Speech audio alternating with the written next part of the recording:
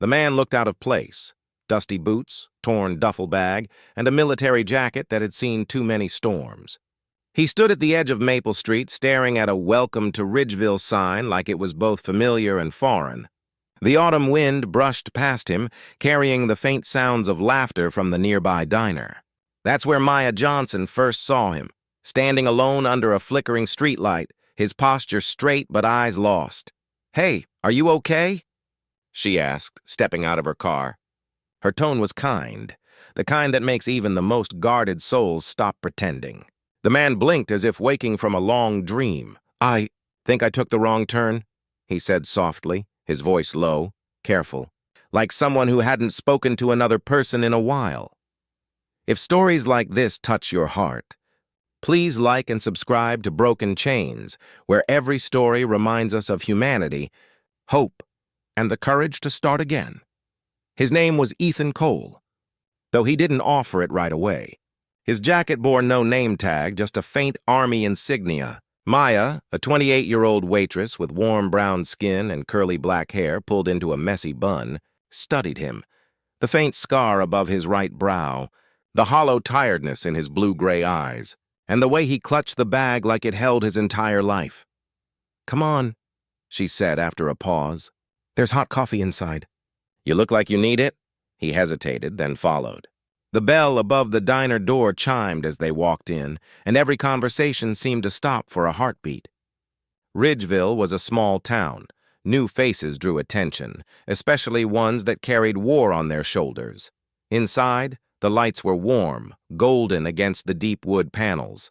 Ethan sat at the far booth, keeping his duffel close. Maya poured him coffee, her eyes soft.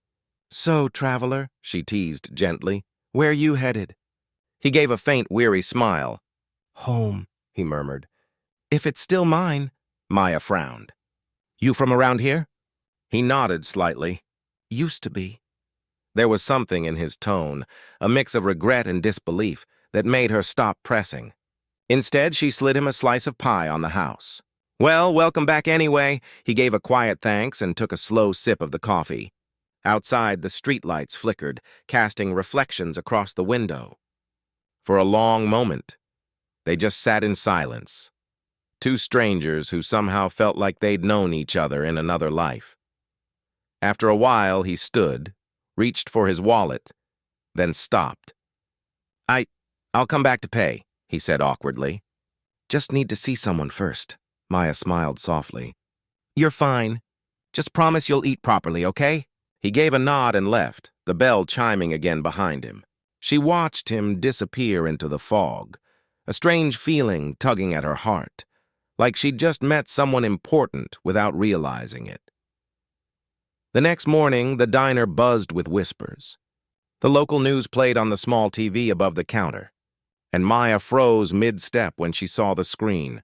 A picture appeared, Ethan Cole, in full uniform, standing beside a destroyed convoy, carrying two wounded soldiers in his arms. The caption read, "Ridgeville's own hero found after being missing for 2 years." The room fell silent. The regulars exchanged stunned glances. "That man," one of them muttered, "he saved an entire unit overseas. Everyone thought he was dead." Maya's heart skipped. The coffee pot trembled slightly in her hand.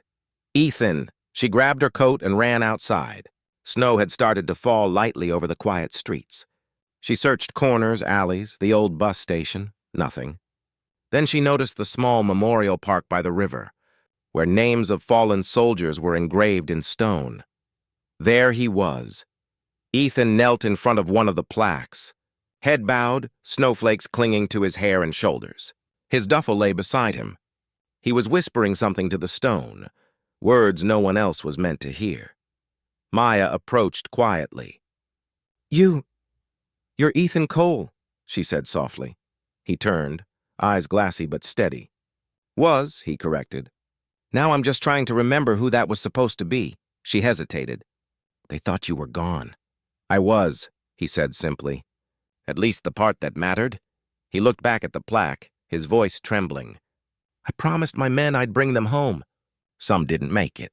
And when I finally did, it didn't feel like home anymore."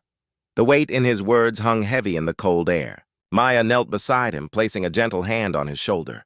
"Maybe home isn't a place you come back to," she said softly. "Maybe it's someone who helps you start again." He looked at her, really looked at her, and for the first time, a faint warmth flickered in his eyes. That evening, the news spread fast. Ridgeville's missing soldier had returned.